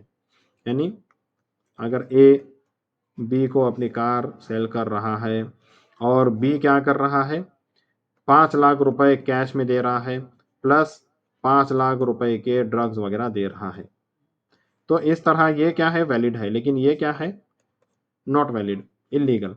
तो इस तरह भी नहीं चलेगा। पूरे का पूरा कंसिडरेशन क्या होना चाहिए? लॉफुल होना चाहिए। Example, payment for smuggling goods, goods वगैरह स्मगल करने के लिए ये क्या कर रहा है? पेमेंट वगैरह दे रहा है, तो ये क्या है? अनलॉफुल है, अनलॉफुल कंसिडरेशन है ऐसी पेमेंट, और इस तरह ये कॉन्ट्रैक्ट वॉइड हो जाएगा। Next, essential adequacy of consideration. तो जो भी कंसिडरेशन वो दिया जा रहा है वो एडिकेट होना जरूरी नहीं है। सेक्शन 25 एक्सप्लेनेशन 2, हमें यहाँ पर एक्सप्लेनेशन 2 में देखने मिलता है consideration need not be adequate. तो जैसा मैंने आपको बताया कि कभी कभी देखिए कुछ रिलेटिव्स वगैरह में, मान लीजिए ये पर्सन सी और ये पर्सन डी। अब सी ने जो है मान लीजिए अपनी कार या फिर अपना लैंड वगैरह इसने बेचने को निकाला और इस लैंड की कीमत है 1 CR। और बाद में जब वो बेचने यानी जब सेल कर ऑफर वगैरह जब इसने दिया पेपर में वगैरह, तो इसका रिलेटिव डी यानी सी और डी क्या है? रिलेटिव है एक दूसरे के। तो डी ने ही इंटरेस्ट वगैरह दिखाया और डी ने ऑफर दे दिया कि मैं जो है आपका ये लैंड खरीदने के लिए तैयार हूँ। तो ऐसी सिचुएशन में सी बोलता है कि भाई आप तो मेरे रिलेटिव हैं, मैं आपसे 1 करोड़ रुपए नहीं लूंगा, आप काम करो मुझे बस जो है 60 लाख रुपीज वगैरह दे दो, इट्स फाइन फॉर मी। तो यहाँ पर देखिए मार्केट प्राइस इसका क्या है? 1 CR है, लेकिन ये डी से बस रिलेटिव है या फिर अच्छा फ्रेंड है या what ever it may B. अगर मार्केट प्राइस से कम प्राइस अगर लेता है और ये सी इसको अपना लैंड दे देता है, तब भी इट्स अ वैलिड कॉन्ट्रैक्ट। बोलने का मतलब ये है कि कंसिडरेशन एडिकेट होना जरूरी नहीं है। कोर्ट वोंट मेजर फेयरनेस, तो कोर्ट यहाँ पर ये नहीं देखेगा कि जो कंसिडरेशन है वो फेयर है, मार्केट प्राइस के हिसाब से है नहीं है, no. Only ensures free consent, तो यहाँ पर फ्री कंसेंट, प्राइस जो कम की गई है उसके पीछे कुछ कोर्शन फोर्स वगैरह तो नहीं लगाई, यानी जबरदस्ती वाला मामला तो नहीं है, कोर्ट बस ये इंश्योर करेगा। इन एडिक्वेसी में signal coercion fraud undue influence, क्योंकि जैसा अभी यहाँ पर बोला गया कोर्ट जो है बस फ्री कंसेंट वगैरह देखेगा, क्यों, क्योंकि जहाँ पर इन एडिक्वेसी है यानी कम अमाउंट है वहाँ पर कोर्ट को ये लग सकता है कि वहाँ पर कुछ जोर जबरदस्ती या फ्रॉड या अनड्यू इन्फ्लुएंस वगैरह जैसा मामला हो सकता है। इसके रिगार्डिंग एक case law, Thomas versus Thomas. अब देखिए कितना इंटरेस्टिंग और मतलब यूनिक केस लॉ बोलूंगा मैं इसको। तो एक पर्टिकुलर हाउस उसको बेचा गया कितने में, बस 1 यूरो में। क्या बात है, देखिए 1 euro was sufficient consideration for a house. तो इस तरह कोर्ट ने यहाँ पर जजमेंट दिया कि इस पर्टिकुलर हाउस के लिए, हाँ वो हाउस की कीमत देखिए 1 यूरो तो हो ही नहीं सकती, लेकिन फिर भी 1 यूरो में ये हाउस बेचा गया, तब भी इसको एक वैलिड कंसिडरेशन माना गया। Selling goods, sorry selling gold worth 50,000 rupees. अब 50,000 का गोल्ड कितने में बेचा जा रहा है, सिर्फ 500 रुपए में। अब देखिए ऐसा ऑफर मुझे मिल जाए यार। Is a valid if consent is free, अगर कंसेंट फ्री है तो ये कंसिडरेशन भी क्या है, 500 rupees is a valid consideration.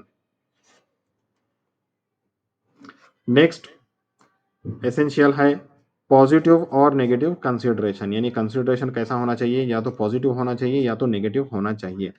यानी देखिए ये पॉइंट आया था, हम थोड़ा सा डेफिनेशन एक बार देख लेते हैं। डेफिनेशन में भी आपको शायद ये पॉइंट जब आया था तो शायद अंडरस्टैंड नहीं हुआ था, कहाँ गई डेफिनेशन। अब यहां पर जैसे था has done or abstained from doing, does or abstains from doing, promises to do or abstain from doing. यानी इन शॉर्ट ये तीनों टेंसेस वगैरह की बात है। अगर कोई ऐसा एक्ट कर रहा है, यानी वो एक्ट कैसा है, या तो कुछ करने के लिए और नॉट टू डू समथिंग, तो ये दोनों के लिए जो है कंसिडरेशन दिया जा सकता है और इन दोनों चीज़ों के लिए कॉन्ट्रैक्ट बनाया जा सकता है। ये हमने डे 1 में भी समझा था, आज भी जब ये पॉइंट आया है तो हम यहाँ पर समझ लेते हैं। तो वही बात पॉजिटिव और नेगेटिव के सेंस में यहाँ पर आई है। पॉजिटिव मतलब डूइंग समथिंग, कुछ करने के लिए यहाँ पर कंसिडरेशन दिया जा रहा है, जैसा कि हम कार की एग्जाम्पल वगैरह जो दे रहे हैं। यहाँ पर बी जो है ए को 10 लाख रुपीस क्यों दे रहा है, क्योंकि बी जो है कार यहाँ पर क्या कर रहा है, सेल कर रहा है। So this is an example of doing something. उसी तरह मान लीजिए एक पर्सन है सी, और ये मान लीजिए एक बहुत बड़ा यानी कंपनी का डायरेक्टर वगैरह जो है बनने जा रहा है, और this is a company, this is a company. और ये कौन सी कंपनी है, मान लीजिए टीवी टेलीविज़न वगैरह बनाने की कंपनी है। तो ये कंपनी देखिए, ये कंपनी में बहुत कॉमन होता है, अगर एमबीए के स्टूडेंट्स या फिर जो भी बीकॉम के स्टूडेंट्स वगैरह यहाँ पर हैं तो उनको ये एग्जांपल अच्छी तरह समझेगी कि ये कंपनीज वगैरह जो होती हैं, इस तरह जो डायरेक्टर वगैरह कंपनी के बनाते हैं, तो इनको ये डर होता है कि ये पर्सन कुछ समय के लिए, कुछ टाइम के लिए इनके पास जॉब करके इस कंपनी के सीक्रेट्स वगैरह बाद में कोई और कंपनी ज्वाइन करके, मान लीजिए वीडियोकॉन, और ये कंपनी कौन सी है, ओनिडा मान लीजिए। तो ओनिडा कंपनी के सीक्रेट्स ये पर्सन पहले ले लेगा, फिर उसके बाद ये वीडियोकॉन के साथ ज्वाइन होकर ये सभी सीक्रेट्स वगैरह यहाँ पर शेयर करेगा, तो इस तरह का डर होता है। तो इसलिए कंपनीज वगैरह यूजुअली डायरेक्टर जैसी पोस्ट्स वगैरह जब होती हैं, इसके रिगार्डिंग ये कॉन्ट्रैक्ट करते हैं कि हम आपको जॉब देंगे, हम आपको जॉब भी देंगे और सैलरी भी देंगे, प्लस उसमें कॉन्ट्रैक्ट में यानी सैलरी भी, ओके वेट, जो भी है यानी जॉब और सैलरी यानी कॉन्ट्रैक्ट वगैरह तो इसमें बन गया, कॉन्ट्रैक्ट वगैरह तो इसमें बन गया। तो इसमें नॉट टू डू का एग्जाम्पल जो ये निगेटिव है, यानी एब्सटेनिंग फ्रॉम डूइंग समथिंग, तो ये कैसे होता है? तो ये कंपनी क्या करती है, ये जितने भी डायरेक्टर लेवल की पोस्ट्स वगैरह या हायर पोस्ट वगैरह होती हैं, उसके रिगार्डिंग एक क्लॉज डालती हैं कि आप 5 साल तक, यानी अगर मान लीजिए कल को इस पर्सन सी ने ये डायरेक्टर की पोस्ट छोड़ी और ये कंपनी छोड़ दी, तो कंपनी छोड़ने के 5 साल तक वो सेम फील्ड में, यानी टेलीविजन बनाने की ही कंपनी में जॉब नहीं करेगा। तो इस तरह क्यों? क्योंकि फिर अगेन वही बात हो जाएगी, ये सभी सीक्रेट्स वगैरह इसको पता थे, इसने दूसरी कंपनी वीडियोकॉन वगैरह ज्वाइन कर ली और सभी सीक्रेट्स वगैरह शेयर कर लिए। तो इस तरह ये 5 साल का क्या है, ये ना करने के लिए एब्सटेनिंग फ्रॉम डूइंग समथिंग, यानी उसी फील्ड में जॉब, वो चाहे तो दूसरी फील्ड में जॉब कर सकता है, वो चाहे तो ऑटोमोबाइल इंडस्ट्रीज वगैरह में जॉब कर सकता है, होटल मैनेजमेंट या what ever it may B, लेकिन वो टीवी मैन्युफैक्चरिंग रिलेटेड कंपनी में जॉब नहीं करेगा 5 साल के लिए। इस तरह के जो एग्जाम्पल्स होते हैं, तो वो क्या है, नेगेटिव, वो क्या है, नेगेटिव, मतलब एब्सटेनिंग फ्रॉम डूइंग समथिंग। तो आई होप कि ये टू डू और नॉट टू डू वगैरह आपको अच्छी तरह समझ में आया होगा। तो इस तरह के भी कंसिडरेशन हो सकते हैं कुछ करने के लिए या कुछ ना करने के लिए। A promises not to sue B, A क्या कर रहा है, प्रॉमिस कर रहा है कि वो बी को सू नहीं करेगा। If B repays part of डेप्ट, अगर बी क्या करता है, रीपेज पार्ट ऑफ डेप्ट, अगर वो जो कर्ज वगैरह लिया है तो वो अगर उसमें का आधा यानी कुछ हिस्सा दे दे तो वो उसको सू नहीं करेगा। ये क्या है, वैलिड निगेटिव कंसिडरेशन। अब देखिए ये डेप्ट वगैरह के जो मामले भी होते हैं, तो ऐसी सिचुएशन में भी ये भी क्या है, आउट ऑफ कोर्ट सेटल वगैरह हो सकते हैं, आउट ऑफ कोर्ट सेटल वगैरह हो सकते हैं। उसी तरह मान लीजिए ए, मान लीजिए ए बी नहीं, यहाँ पर सी और डी की एग्जांपल हम ले लेंगे। ये दो भाई हैं मान लीजिए, और ये प्रॉपर्टी वगैरह पर जो है एक ही भाई ने क्या किया है, कब्जा करके रखा है। अब ये केस कहाँ गया, कोर्ट में, कोर्ट में केस गया। कोर्ट में केस जाने के बाद डी को भी अकल आई कि यार कोर्ट में जाने में अब कुछ मतलब है नहीं, क्यों, क्योंकि डिसीजन सी के फेवर में भी फेवर में ही आएगा। कोर्ट तो यही बोलेगा कि इस प्रॉपर्टी के 2 हिस्से करो, आप दोनों ही इसके लीगल हेयर्स वगैरह हैं और अकॉर्डिंगली उसका डिस्ट्रीब्यूशन वगैरह करो। तो डी को जब अकल आ जाएगी, तो डी कोर्ट में अपना टाइम वेस्ट ना करने के बजाय जब आउट ऑफ कोर्ट ये सेटल कर ले कि 50% जो है सी को मिलेगा, 50% डी को मिलेगा, तो इस तरह यहाँ पर क्या हो रहा है, आउट ऑफ कोर्ट सेटलमेंट हो रहा है। तो ये भी क्या है, एक एक्सेप्शन है। यहाँ पर भी इस पर्टिकुलर कॉन्ट्रैक्ट में अगर ये लिखा जाएगा कि ये property according to law 50-50% distribute हो रही है, अब 50-50% आने के बाद सी जो है कोर्ट में या पुलिस में कंप्लेन नहीं करेगा रिगार्डिंग दिस प्रॉपर्टी। क्यों? क्योंकि मतलब अब मसला तो हल हो रहा है। तो इस तरह प्रॉपर्टी रिलेटेड केसेस में भी ये कंडीशन लगाई जा सकती है कि वो कंप्लेन नहीं करेगा, लेकिन क्रिमिनल केसेस में इस तरह के कंडीशंस वगैरह नहीं लगा सकते। परफॉर्मेंस ऑफ एग्जिस्टिंग ड्यूटी, जैसा मैंने आपको बोला एग्जिस्टिंग ड्यूटी का एग्जांपल, हम पहले इसको अंडरस्टैंड करते हैं। परफॉर्मिंग एन एग्जिस्टिंग लीगल और कॉन्ट्रेक्चुअल ड्यूटी न्यू कंसिडरेशन नहीं है, यानी एक पुलिस का पीआई का एग्जांपल वगैरह जैसे मैंने आपको बताया। एक पर्सन आता है ए, ये बोलता है कि मेरे घर में चोर वगैरह आया था और ये देखिए उसकी सीसीटीवी फुटेज वगैरह, तो आप चोर को जो है पकड़ लीजिए। पीआई क्या बोलता है, आप मुझे 2 लाख रुपए वगैरह दो और मैं आपका काम जो है कर दूंगा। तो ऐसी सिचुएशन में वो मान लीजिए कल को ये इसने पीआई ने चोर को पकड़ भी लिया, उसको सजा भी दे दी। उसके बाद ए क्या करता है, कोर्ट में जाता है, कोर्ट में जाकर ये कॉन्ट्रैक्ट वगैरह, भले ही कॉन्ट्रैक्ट को एग्जीक्यूट भी किया गया हो यानी बनाया भी गया हो, तब भी ये कॉन्ट्रैक्ट कोर्ट में चैलेंज किया जा सकता है और यहाँ पर ये 2 लाख रुपए ए को वापस मिलेंगे। क्यों?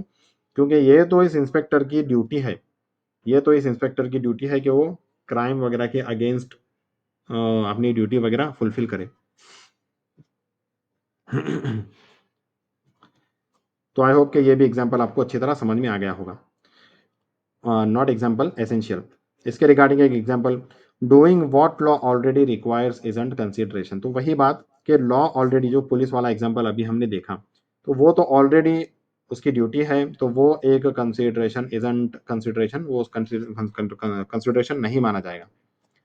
इसके रिगार्डिंग एक case, Collins versus गॉडफ्रॉय।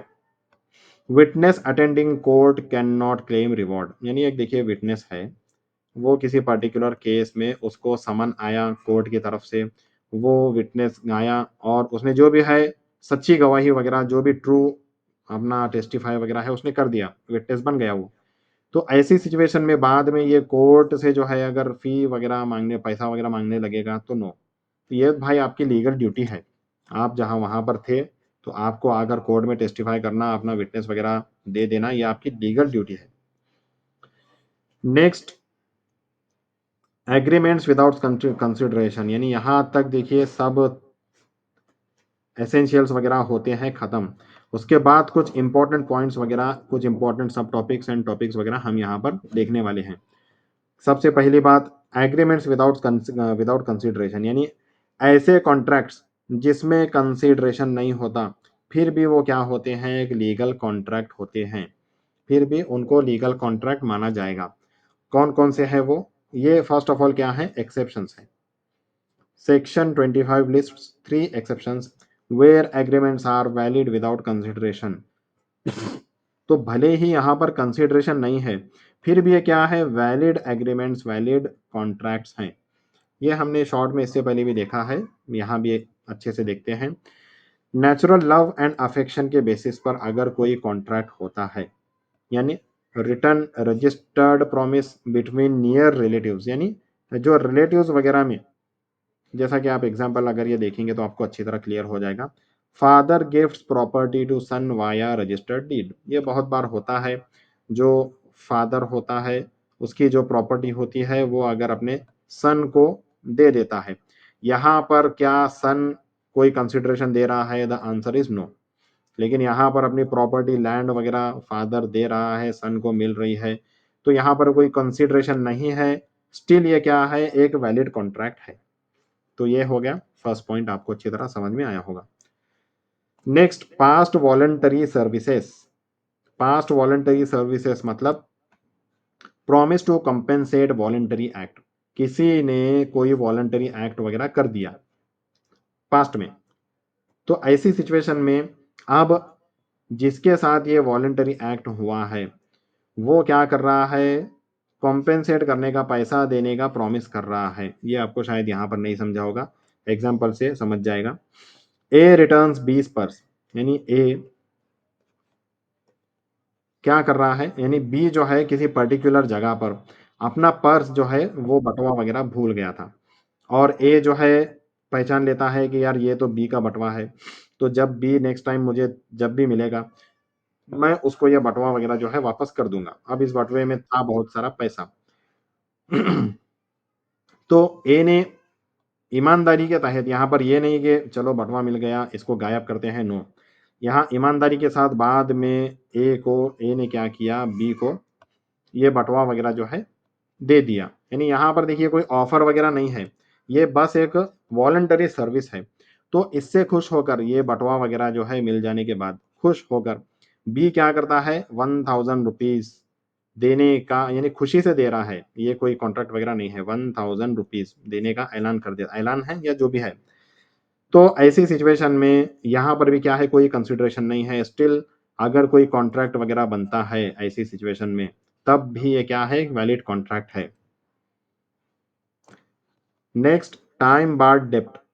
Time barred डेप्ट मतलब जैसा मैंने आपको पढ़ाया, मान लीजिए और ये आपके भी पास केसेस वगैरह ऐसे बहुत सारे आएंगे, मेरे पास तो बहुत आते हैं ऐसे केसेस कि ए ने बी को, यानी ए बी छोड़ दीजिए, ए बी आपको कार की एग्जांपल ही लगेगी, सी और डी ले लेते हैं हम।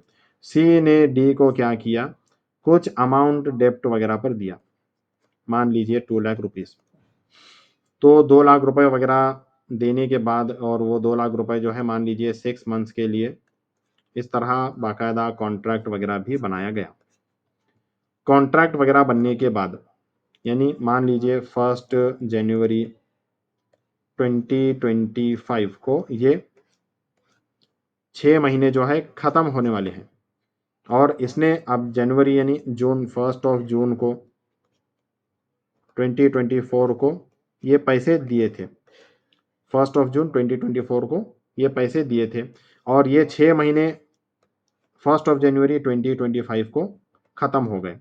अब इसके बाद 6 महीने खत्म होने के बाद भी अगर ये डी पैसे रिटर्न नहीं करता है, पैसा रिटर्न नहीं करता है, तो ऐसी सिचुएशन में अब डी के पास सी के पास क्या रास्ता है? सी के पास क्या ऑप्शन है? सी के पास ऑप्शन ये है कि वो कोर्ट में जा सकता है और क्लेम कर सकता है कि सर ये देखिए ये है कॉन्ट्रैक्ट और इसने मेरे पास से इतने-इतने पैसे लिए थे। अब आप इसको बोलिए कि मेरा ये पैसा रिटर्न करे। तो अब ऐसी सिचुएशन में कोर्ट के पास ये सी कब तक जा सकता है, इसका भी एक टाइम लिमिट होता है और वो टाइम लिमिट है यूजुअली 3 इयर्स। ये टाइम लिमिट है यूजुअली 3 इयर्स, 3 साल सिर्फ। अगर 3 साल के बाद सी जाएगा, तो कोर्ट बोलेगा नो सर, भले ही आपकी ये कॉन्ट्रैक्ट भी लीगल होगा वगैरह-वगैरह, लेकिन ये 3 साल हो चुके हैं, तो हम आपका ये केस नहीं ले सकते हैं, that's why your case is dismissed. हाँ, इसमें भी जस्ट अ मिनट। तो देखिए, इसमें भी एक एक्सेप्शन है। क्या एक्सेप्शन है?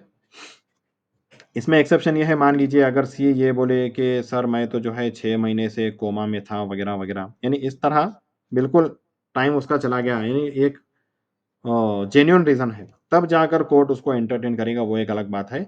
लेकिन यहाँ पर मैं आपको एक्सप्लेन ये कर रहा हूँ कि 3 साल के बाद वो टाइम बार्ड डेप्ट हो जाएगा, यानी अब उसको चैलेंज नहीं, मीन टाइम उसका खत्म हो गया। तो ऐसी सिचुएशन में ये सी और डी का हम जो देख रहे थे, डी को पता नहीं ऊपर वाले का डर वगैरह लग गया, और फिर वो जो है वापस पैसे वगैरह वापस देने के लिए रेडी हो गया और उसने कॉन्ट्रैक्ट बनाया कि देखिए मैंने जो है 3.6 सॉरी 3 इयर्स एंड 6 मंथ्स पहले मैंने इतना-इतना पैसा लिया था और ये उसका टाइम खत्म हो चुका है, बट मैं अभी ये पैसा रिटर्न करना चाहता हूँ। तो इस तरह का जो कॉन्ट्रैक्ट वगैरह बनेगा, ये ऑब्वियसली इसमें कोई कंसिडरेशन नहीं है। इस पर्टिकुलर कॉन्ट्रैक्ट के रिगार्डिंग कोई भी कंसिडरेशन नहीं है, दैट्स व्हाई मतलब कंसिडरेशन नहीं होने के बावजूद भी ये क्या है, एक वैलिड कॉन्ट्रैक्ट होगा। ए प्रोमिसेस टू रीपे ओल्ड डेब्ट वाया रिटर्न प्रॉमिस, तो पुराना डेब्ट वगैरह एक रिटर्न प्रॉमिस के थ्रू वो रिटर्न करने की प्रॉमिस करता है, ये क्या है, एक वैलिड कंसिडरेशन इसको माना जाएगा। Doctrine of privity and consideration, जैसा हमने ये देखा है, प्रिविटी के रिगार्डिंग हमने अभी समझा। कंसिडरेशन में मूव फ्रॉम एनी पर्सन, तो कंसिडरेशन जो है हमने जैसा देखा कि कोई भी एनी पर्सन दे सकता है, but only parties to the contract can sue. तो जब कॉन्ट्रैक्ट वगैरह अगर फुलफिल नहीं होगा, दोनों में से कोई एक अपना ड्यूटी वगैरह ऑब्लिगेशन वगैरह नहीं निभाता है, तब जो अग्रीव्ड है इन दोनों में से वही क्या कर सकता है, कोर्ट में जा सकता है। अगर इसके साथ नाइंसाफ़ी हुई है तो ये कोर्ट में जाएगा, इसके साथ नाइंसाफ़ी हुई है तो ये कोर्ट में जाएगा। इनके बिहाफ़ पर कोई तीसरा थर्ड पार्टी कोर्ट में नहीं जा सकता इस कॉन्ट्रैक्ट के रिलेटेड। लेकिन कंसिडरेशन देना है तो कोई भी दे सकता है। एक्सेप्शंस, अब इसमें भी एक्सेप्शंस हैं। बेनिफिशियरीज अंडर ट्रस्ट, अब ये देखिए देखिए एक ट्रस्ट वगैरह बनाया गया, मान लीजिए एक है ट्रस्ट, किसके रिगार्डिंग, एक सो एंड सो लैंड है, इसमें क्या बनाया गया, गार्डन, और इस गार्डन का जो है यानी किसी ने जो है ये लैंड वगैरह जो है डोनेट कर दिया। अब ये गार्डन वगैरह बनने के बाद इसका एक ट्रस्ट वगैरह बनाया गया, तो ये ट्रस्ट पर्टिकुलर ओनर और ये ट्रस्ट के जो लोग हैं इनके बीच में एग्रीमेंट हुआ कि मैं आपको ये लैंड देता हूँ, आप बस इसका एक गार्डन वगैरह बनाकर लोगों को दे देंगे, मतलब लोगों यानी पब्लिक पब्लिक प्लेस है ये, कोई भी इसमें आ जा सकता है। तब ऐसी सिचुएशन में अगर ये ट्रस्ट की मान लीजिए कल को नीयत बदल जाए और ये गार्डन वगैरह जो है सब तोड़कर यहाँ पर वो बिल्डिंग वगैरह कंस्ट्रक्शन वगैरह करने का अगर प्लान वो लोग बना लेंगे, तो जो बेनिफिशियरीज हैं, यहाँ पर कौन बेनिफिशियरीज हैं, द पब्लिक। तो पब्लिक यहाँ पर क्या कर सकती है, इसके अगेंस्ट एक्शन ले सकती है। तो यहाँ पर देखिए प्रीविटी ऑफ कॉन्ट्रैक्ट जो हम पढ़ रहे थे, प्रीविटी ऑफ कॉन्ट्रैक्ट, इसका एक्सेप्शन है ये, यानी यहाँ पर कॉन्ट्रैक्ट किसके बीच में हुआ है, यहाँ पर कॉन्ट्रैक्ट किसके बीच में हुआ है, इन दो लोगों के, ओनर जो इस लैंड का पहले ओनर था और अभी जो ट्रस्टी है, इन दोनों के बीच कॉन्ट्रैक्ट हुआ है। पब्लिक का इससे कोई लेना देना नहीं है इस कॉन्ट्रैक्ट से, लेकिन पब्लिक क्या है, इसकी बेनिफिशियरी है, that's why public can also challenge this contract, यानी नॉट दिस कॉन्ट्रैक्ट, अगर ये इस तरह की बिल्डिंग कंस्ट्रक्शन वगैरह एक्टिविटी होती है तो। Next, family settlements. Family settlements के रिगार्डिंग अगेन बहुत कॉमन चीज़ कि फैमिली के झगड़े वगैरह भी जो होते हैं प्रॉपर्टी डिस्ट्रीब्यूशन वगैरह को लेकर, ये इतने सारे ए बी सी डी वगैरह या जो भी होते हैं, इसके रिगार्डिंग भी देखिए अब ये है अलग चीज़। यहाँ पर कोई कॉन्ट्रैक्ट वगैरह जैसी चीज़ है नहीं, अगर फादर थे इनके, अनफॉर्चुनेटली फादर हो गए एक्सपायर, तो यहाँ पर भी बेनिफिशियरीज जैसा कंसेप्ट ही आ जाता है। तो ऐसी सिचुएशन में अगर इसमें से किसी को भी अपना शेयर नहीं मिलता इस प्रॉपर्टी में से, तो वो क्या कर सकते हैं, वो कोर्ट का दरवाज़ा खटखटा सकते हैं। इसी तरह सेम मैरिज अरेंजमेंट्स वगैरह भी जो होते हैं, तो अगेन मैरिज अरेंजमेंट्स आप इमेजिन कर सकते हैं, तो मैरिज अरेंजमेंट्स वगैरह का भी बिल्कुल सेम कंसेप्ट होता है।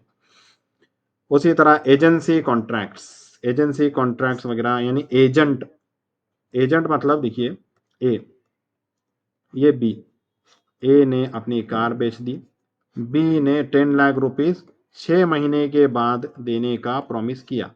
अब बाद में हुआ ये 6 महीने हो गए लेकिन अमाउंट अभी तक मिली नहीं, और ए जो है हो गया बीमार।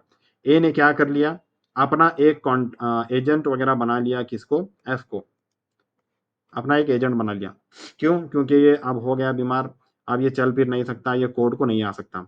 तो ऐसी सिचुएशन में F is considered as agent, F को ए का एजेंट समझा जाएगा, माना जाएगा।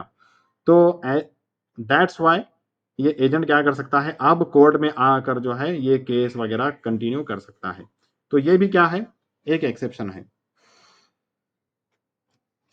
Thus, privity of contract exists even if privity of consideration does not. तो अगर privity of consideration नहीं भी है तब भी ये privity of contract का concept exist करता है। ये बस टर्मिनोलॉजीज वगैरह है, आपको बस अच्छी तरह अंडरस्टैंड करना है। अब इसके बाद हम लास्ट में देखते हैं relation with criminal and procedural law. अब ये हमने कंसिडरेशन के रिगार्डिंग जो भी समझा, इसके एसेंशियल्स वगैरह, इसका जो हमारे क्रिमिनल लॉज वगैरह हैं उससे क्या लेना देना है। अनलॉफुल और फ्रॉडुलेंट कंसिडरेशन में लीड टू क्रिमिनल लाइबिलिटी। तो ये फ्रॉडुलेंट या अनलॉफुल कंसिडरेशन वगैरह, जैसा मैंने आपको बोला ड्रग्स वगैरह मैं आपको देता हूँ एज अ कंसिडरेशन, नो, अगर पुलिस को मालूम पड़ा तो पुलिस आपको डंडे मारेगी, फिर मतलब नॉट डंडे यानी क्रिमिनली लायबल वगैरह हो जाएंगे। फ्रॉडुलेंट इंटेंशन पनिशेबल अंडर भारतीय न्याय संहिता, तो जिसका भी फ्रॉडुलेंट इंटेंशन वगैरह होगा उसको BNS 2023 के अंडर क्या किया जाएगा, चार्ज किया जाएगा। कोवर्शन मिस रिप्रेजेंटेशन और फ्रॉड में ऑल्सो अट्रैक्ट प्रोसीजरल कॉन्सिक्वेंसेस। तो अगर मान लीजिए ये बी को अपनी कार देना ही नहीं चाहता, बट बी क्या कर रहा है, यहाँ पर ए पर फोर्स कर रहा है कि भाई ये तुम 10 लाख रुपए लो और तुम मुझे मेरी कार अपनी कार वगैरह दे दो। तो इस तरह कोवर्सन या मिस रिप्रेजेंटेशन फ्रॉड वगैरह भी होता है, तब भी क्या होगा, यहाँ पर ये क्रिमिनल लॉज वगैरह पिक्चर में आएंगे। तो लास्टली हम लोग केस लॉज वगैरह यहाँ पर देख रहे हैं, और ये केस लॉज हम अच्छी तरह देख चुके हैं, यानी दुर्गा प्रसाद वर्सेस, यानी ये सभी के सभी केस लॉज यहाँ से लेकर यहाँ तक हम देख चुके हैं। बस ये वाला केस हमने नहीं देखा है, वो हम यहाँ पर देखते हैं। दुर्गा प्रसाद वर्सेस बलदेव वाला केस हमने देखा है। उसके अलावा ये वाला केस, चिन्नैया रामैया वाला case, Kedarnath, Thomas versus Thomas, बस ये केस हमने नहीं देखा है। अब्दुल अजीज वर्सेस मौसम अली, इसमें क्या हेल्ड हुआ था, ग्रेचुटस प्रोमिसेस अनएनफोर्सिएबल। जो ग्रेचुटस प्रोमिसेस, जैसा मैंने आपको बोला, वॉलंटरीली किसी ने खुश होकर क्या किया, उसको अपना कुछ देने का प्रॉमिस कर लिया। तो ऐसी सिचुएशन में अगर वो पर्सन, बेगर वाला एग्जांपल जो मैंने आपको दिया था, तो वो बेगर जाकर जो है कोर्ट में चैलेंज नहीं कर सकता कि सर इसने मुझे जो है सो एंड सो डोनेट करने का प्रॉमिस किया था, बट वो नहीं कर रहा है। तो बस यही सिमिलर बात इस पर्टिकुलर केस में हेल्ड हुई थी। तो यहाँ पर ये पर्टिकुलर टॉपिक होता है ख़त्म। मैं देख सकता हूँ कि बस यहाँ पर सिर्फ एक ही स्टूडेंट रिमेनिंग है और सभी के सभी स्टूडेंट